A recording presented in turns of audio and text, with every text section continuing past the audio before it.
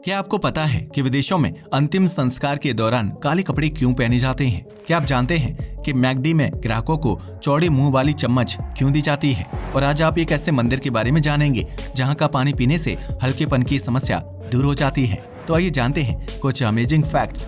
Fact number 1, अगर आपने भी कभी मैकडी में मैकफ्लोरी नामक ड्रिंक को ट्राई किया है तो आपको पता होगा कि इसके साथ एक अजीब सी चम्मच दी जाती है। इस चम्मच का साइज ऊपर से काफी चौड़ा होता है, जिसका इस्तेमाल लोग अक्सर ड्रिंक को स्ट्रॉ की तरह पीने के लिए करते हैं।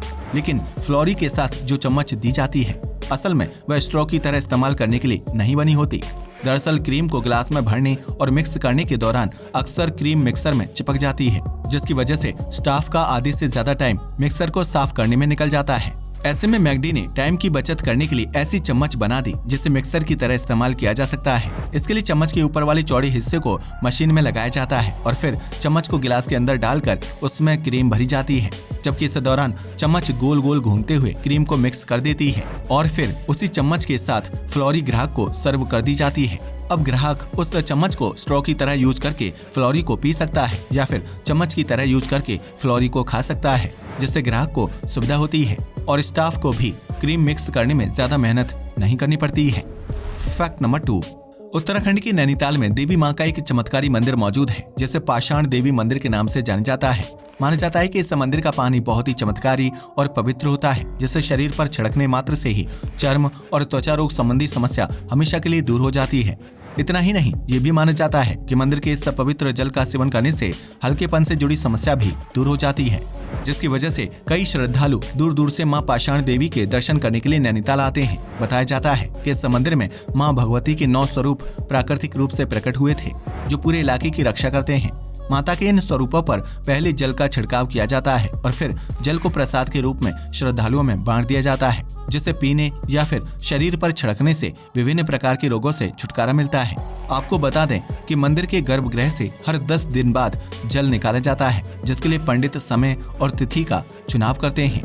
फैक्ट नंबर 3, दुनिया के ज्यादातर देशों और धर्मों में अंतिम संस्कार की प्रक्रिया के दौरान काले कपड़े पहनने का नियम है। लेकिन क्या आपने कभी सोचा है कि काले कपड़े पहनने से क्या होता है? माना जाता है कि काला रंग दुख, डर और मौत जैसी भावनाओं को उजागर करता है, जबकि इस रंग को नकारात्मक शक्तियों और अंधकार के साथ जोड़कर देखा जाता है।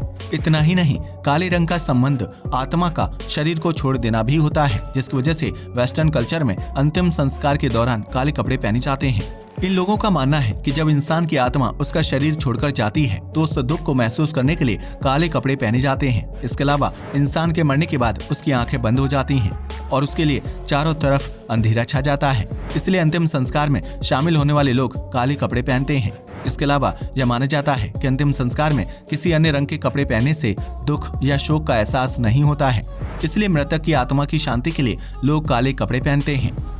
फैक्ट नंबर 4, उत्तर प्रदेश में भरतकूप गांव से कुछ किलोमीटर की दूरी पर एक विशाल कुआं मौजूद है, जिसे खुद भगवान श्री राम के छोटे भाई भरत ने बनाया था और पवित्र तीर्थ स्थलों से पानी इकट्ठा करके कुएं में भर दिया था। कहा जाता है कि इस कुएं के जल से स्नान करने से सभी प्रकार के त्वचा रोग दूर हो जाते हैं, जबकि इस कुएं के पास ही भगवान श्री राम और उनके परिवार को समर्पित एक मंदिर भी स्थित है। इस चमत्कारी कुएं के पानी से स्नान करने के लिए दूर दूर से लोग भरतकूप पहुंचते हैं, जहां प्राचीन समय की मूर्तियां और वास्तुकला देखने को मिलती है। मान्यता है कि इस कुएं का जल बहुत ही पवित्र है, जिसकी वजह से इससे स्नान करने या जल का सेवन करने से सभी रोग दूर हो जाते हैं और भक्तों को सभी तीर्थ स्थलों के जल से स्नान करने का अवसर मिल जाता है। आज के लिए बस इतना ही। वीडियो पसंद आया हो तो इसे लाइक और शेयर करें। धन्यवाद।